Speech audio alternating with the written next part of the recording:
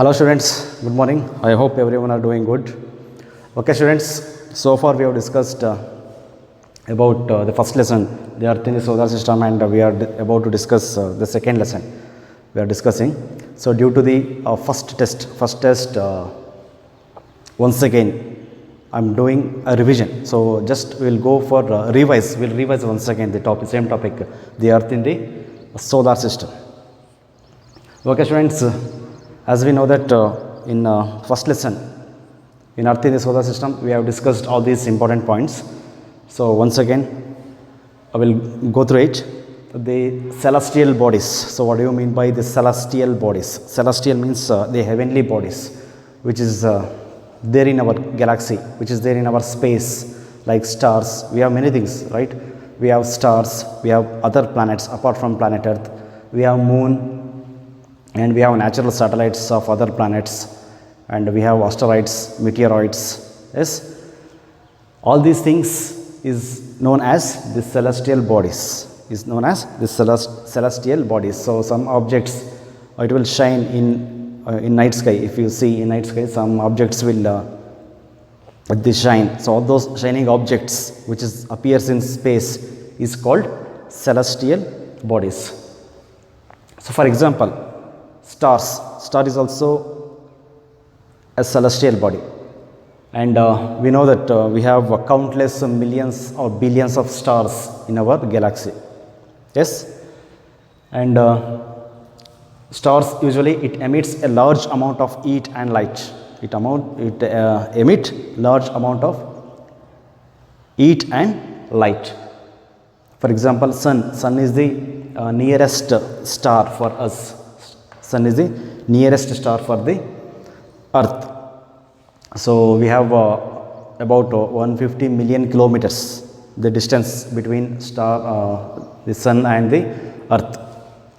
Okay, the star it emits large amount of heat and light. And constellations. So once again, the star it is a combination of gases. It is a combination of many gas, and the birthplace of a star is called nebula. Nebula is a birthplace of a star. We have millions of stars. For example, according to Hindu mythology, we know that the Rashi Nakshatra. Yes, now also we are following that Rashi and Nakshatra. If you go to temple, so we offer puja, right, in the name of God. So during that time, the priest he will ask about our star, the Rashi and Nakshatra, all those things. So we have many things. So still also we are studying. We are associated to stars in both in scientific and mythological way. Okay. Next, constellations. What is the meaning of constellations? So constellation, it is a group of stars. It is a pattern. So formed by a different group of stars. It is a pattern. It is an imaginary. We don't have exact shape like that. So but it is our imagination. So it is a pattern formed by a different groups of stars. For example, Ursa Major. Okay, and Saptarishi, the group of 7 stars. So these are all example for constellations. So once again, the Rashi and Nakshatra, just given in example. Kanya Rashi, Mesha Rashi, the Virgo, Cancer, okay, Leo. We have many constellations. So these are all on the basis of the pattern, various pattern formed by different groups of stars. So it is an imaginary connection between one star to another star. There is no connection between one star to another star, because the distance between one star to another star, it is not in millions of kilometers. So it is a light years. We used to count. We used to measure in a light years, 150 light years, 100 light years, like that. Next, planets. We know that we are very much familiar, and I have sent some one small documentary also on the basis of a planet. At present, in our solar system, we have 8 planets. Before it was 9. The Pluto is missing from in our solar system.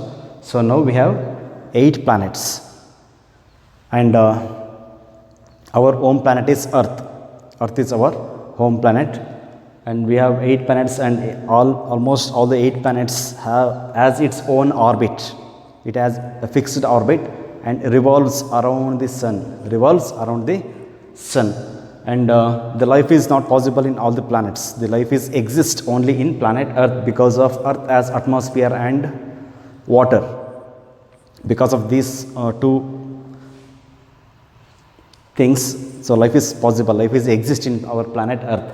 So like planets does not have its own heat and light like stars. Stars emits large amount of heat and light. So the planets does not have its own heat and light. Okay, so it receives light and heat from stars. The planets receives heat and lights from the stars. Of course, sun is the nearest star, and almost all the planets which is surrounded by the sun receiving sunlight or light and heat from the sun. Now also our planet Earth does not have its own heat and light, so we are receiving sunlight from the light from the sun, and sometimes we feel very hot. It is also because of the sun. The sun emits huge amount of light and heat, so we receives. So sun is the nearest planet we discussed, and moon is the closest celestial body, and it is a natural satellite. It is a natural satellite and the closest celestial body to our planet Earth. Okay, approximately 384,000 kilometers. The distance of the moon and the Earth is about 384,000, and it is the closest celestial body, and we can't able to see another face of the moon. We can see only one face, one side of the moon. We can't able to see another side because the rotation of the moon along with the Earth, it is the same time. The rotation means the movement of the moon. So like how the planet Earth and other planets revolves around the sun, so like that the natural satellites of the planets, revolves around the planets, not around the sun. Okay, for example, moon, Earth revolves around the sun, moon revolves around the Earth. Okay, so like that, that is the reason we can't able to see one side of the moon, and the duration of the one's complete swing of the moon, it will take 27 days. It will take 27 days. The first day and the 27th day, it is known as the full moon day and new moon day. Full moon day and new moon day. So 27th day, this the moon is not visible to us. So it is known as new moon, means Amavasya. And sometimes in the sky it is clearly visible. It appears very clearly. Okay, it is called full moon day. It is called full moon day, means Purnima. Okay, Amavasya and Purnima. Okay, this is about the moon. And the Earth, we are very much familiar about our planet Earth. It is the third nearest planet, and the fourth largest planet. The third nearest planet.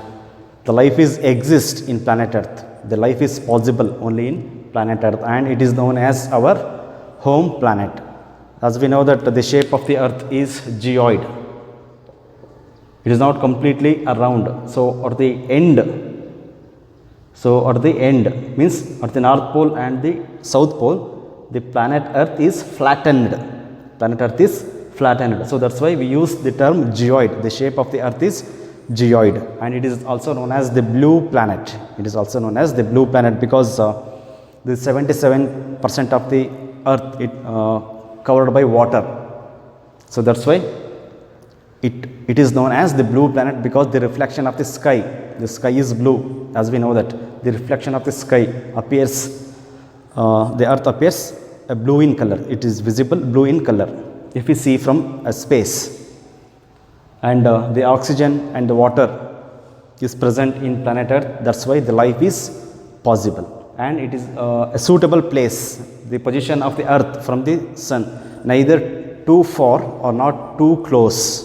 It is a proper in place. So that's why it receives a proper amount of heat and light. So that because of all these things, the life is possible in planet Earth.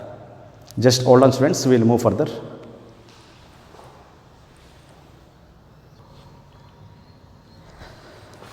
Okay students, the next is asteroids and meteoroids, galaxy and universe. I will move towards this.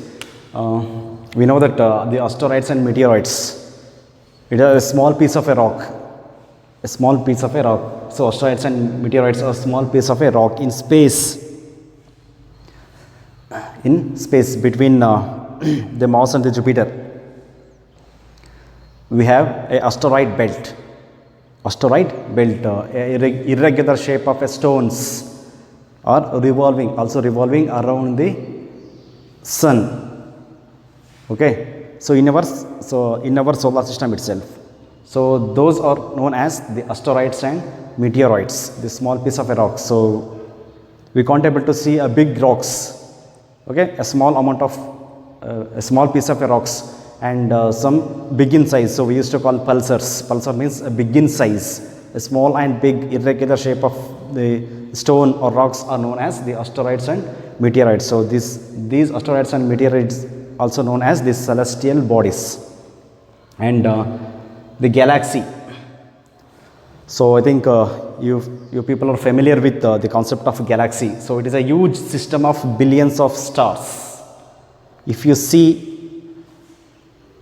you observe, if you watch the sky in the night, we can see stars, millions of stars, countless stars. Such huge system of billions of rocks are called galaxies. So like how we can't able to count the stars, so we can't able to count the galaxies also. So there are many solar systems are there in our galaxy. So our solar system, the sun and the 8 planets are in a Milky Way galaxy. The name of the galaxy is called the Milky Way galaxy. So in Milky Way galaxy, so Milky Way galaxy is also known as the Akasha Ganga in Indian term. So in Milky Way galaxy we have countless stars, billions of stars. So like that there are many galaxies are there in our space, means in our universe. So universe means the millions of galaxies. See, countless stars, millions or billions of stars are there. So like that millions of billions of galaxies are there. So these millions of billions galaxies is known as the universe.